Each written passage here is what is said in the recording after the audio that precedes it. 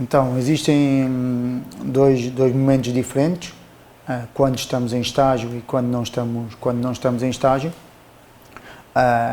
No fundo, aquilo que fazemos quando não estamos em estágio é para preparar o estágio, ou seja, o momento da competição, o melhor possível, e isso passa pela observação dos jogadores. No meu caso específico também pela análise dos adversários, ou seja, analisar as equipas com quem vamos jogar, e tal como os meus colegas, várias reuniões, quer para falarmos sobre a observação dos jogadores, reuniões semanais, como depois para prepararmos o estágio da melhor maneira possível. Depois existe o papel durante o estágio, que passa por, no fundo, executar tudo o que planificarmos antes, e onde o meu foco está mais no papel defensivo, ou seja, no processo defensivo da equipa, e planificação, tudo o resto que é feito em conjunto com todos os elementos da equipa técnica e, obviamente, liderada pelo Paulo Bento, por forma a que possamos chegar ao jogo mais preparados possíveis para competir da melhor forma.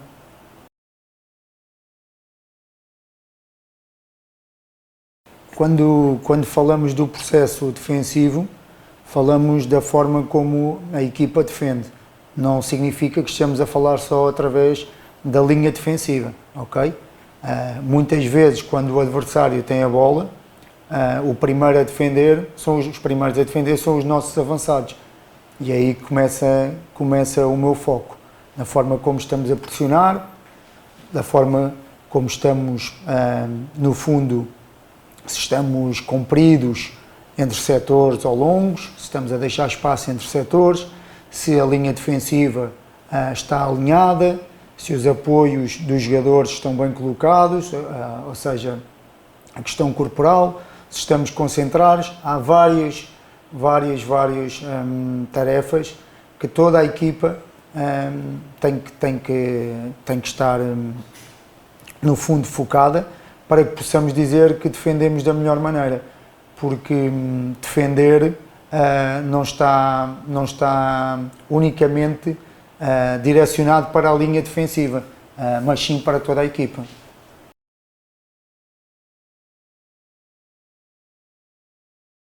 Aqui a questão é, o jogo é dividido em 6 momentos, não é? Um momento que é o processo ofensivo, ou seja, quando a equipa tem a bola. O outro momento é a transição ofensiva, quando a equipa recupera a bola.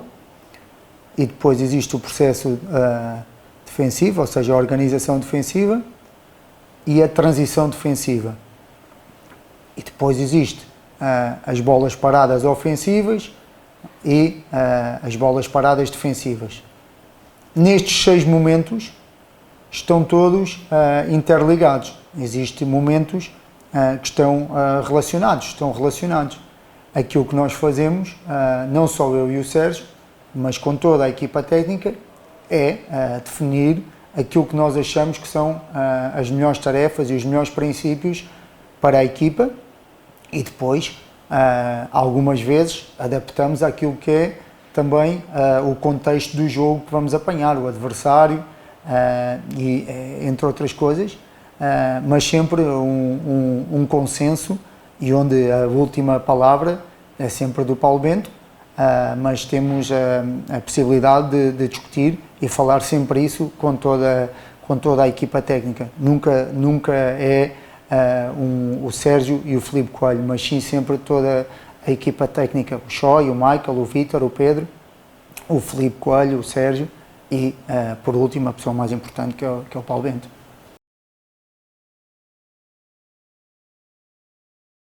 Sim, eu acho que essa é uma vantagem da nossa equipa, termos a possibilidade de propor e de expor as nossas ideias sem nenhum tipo de problema. Algumas vezes são aceitos, outras vezes não são aceitos, mas essa é sem dúvida uma mais-valia que nos leva a ter sucesso muitas vezes naquilo que decidimos. Não tenho dúvidas relativamente a isso. Acho que também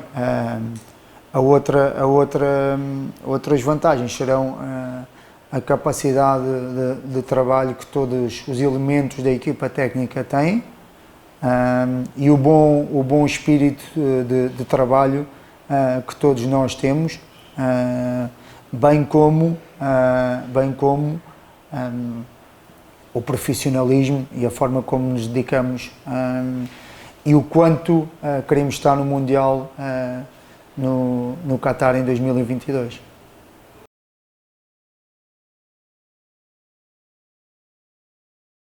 Então aquilo que acontece é eu estou em comunicação através do auricular com o Vítor, que está ao lado da pessoa do scouting que filma o jogo, e durante o jogo, quando achamos, quer eu, quer o Sérgio, quer o Michael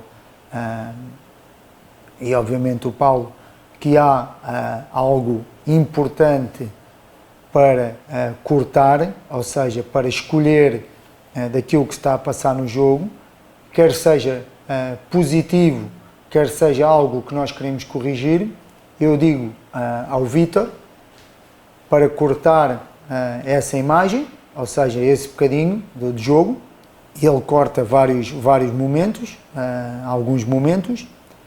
Depois, quando chegamos ao intervalo, a primeira coisa que fazemos, o Paulo escolhe as imagens que quer mostrar aos jogadores e muitas vezes nas palestras ao intervalo o Paulo utiliza a palestra juntamente com essas imagens.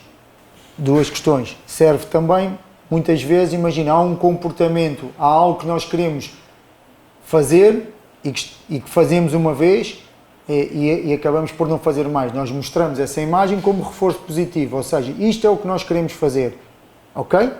E também mostramos às vezes imagens de corrigir. Está a acontecer isto é o que nós não queremos que aconteça. A outra questão, muitas vezes, passa por confirmar com o Vítor algo estratégico que está a acontecer no jogo, uma vez que, estando no plano de cima, muitas vezes consegue-se ver melhor o jogo de quem está ao nível da relva. Então é uma comunicação constante para que possamos, às vezes, reagir rapidamente àquilo que o adversário está a fazer ou os problemas que nos estão a causar, ou, muitas vezes, para encontrar soluções estratégicas nas dificuldades que estamos a sentir no jogo.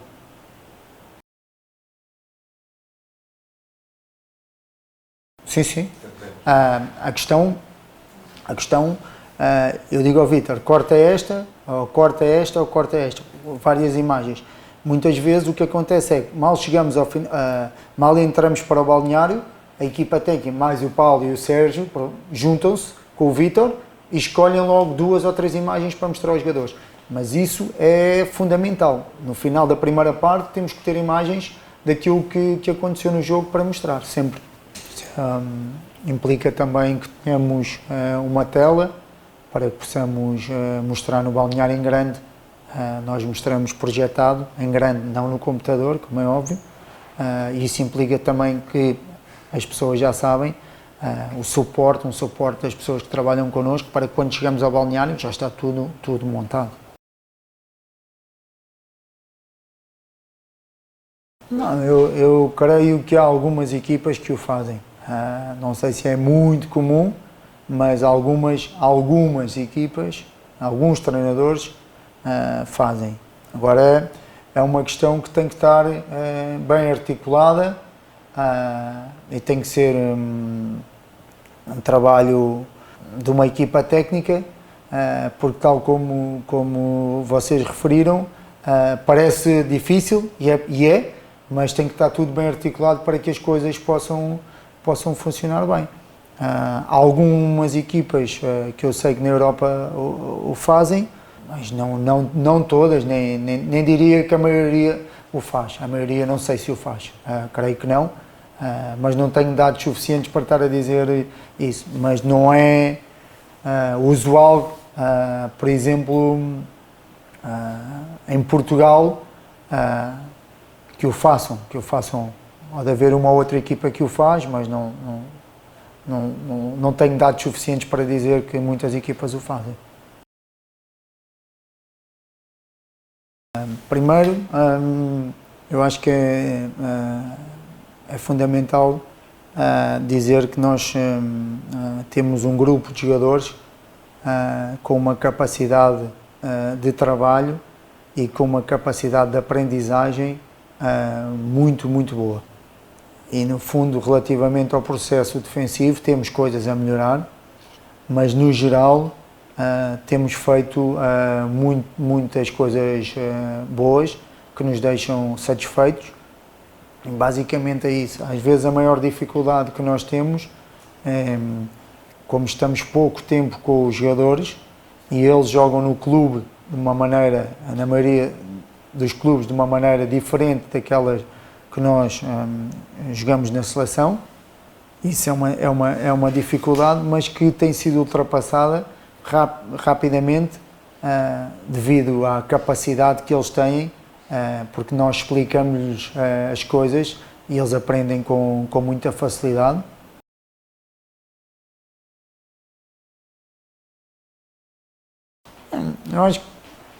Eu acho que todos os jogadores têm características, para vir à seleção têm que ter características especiais. Obviamente, e esta salta à vista de toda a gente, que são jogadores com uma capacidade de trabalho e uma dedicação no treino diferente daquelas com quem eu já trabalhei. Têm uma disponibilidade muito grande para aprender e para trabalhar. Essa é a característica, no geral, que salta mais à vista. Depois, têm outras, uns mais que outros, mas que não são gerais, são características mais específicas. Portanto, no geral, eu destacava essas.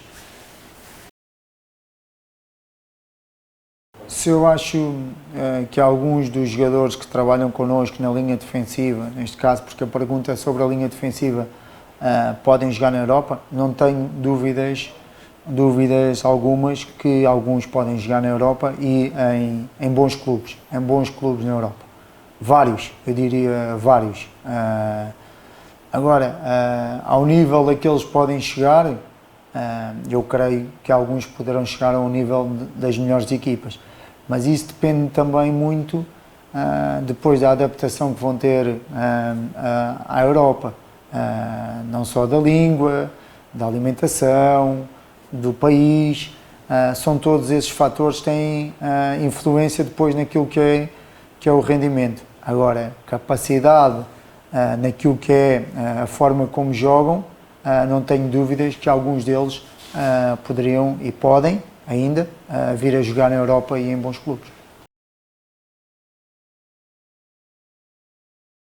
É preciso perceber que para se obter rendimento, ou seja, para ter rendimento, para ter evolução, é preciso ter em conta o tipo de treino, o que fazemos no treino, o descanso, a alimentação e o estilo de vida. A forma como vivemos, a forma como treinamos.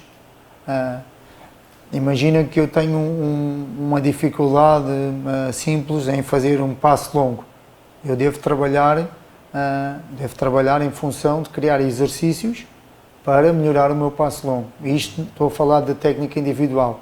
Quando estou a falar de uma questão de tática, essa está mais relacionada com o treino coletivo, ou seja, com o treino da equipe.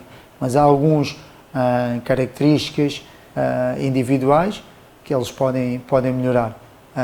E o tipo de treino é importante, mas não é só a forma como treinamos. Existem outras coisas importantes e são essas as que eu te referi. O descanso, o repouso, o estilo de vida. Há vários fatores que têm influência, mas eu queria sempre destacar a humildade e o acreditar neles próprios. Obrigado a todos por verem este vídeo. Tenham cuidado, cuidem-se, cumpram as regras que são implementadas pelo Governo, para que possamos o mais rapidamente estar todos bem e fazer aquilo que mais gostamos, e creio que muitos de nós, que é poder jogar futebol e trabalhar no futebol, sem estarmos preocupados com a questão do corona, e portanto rápidas melhoras, e o meu desejo é que tudo corra bem.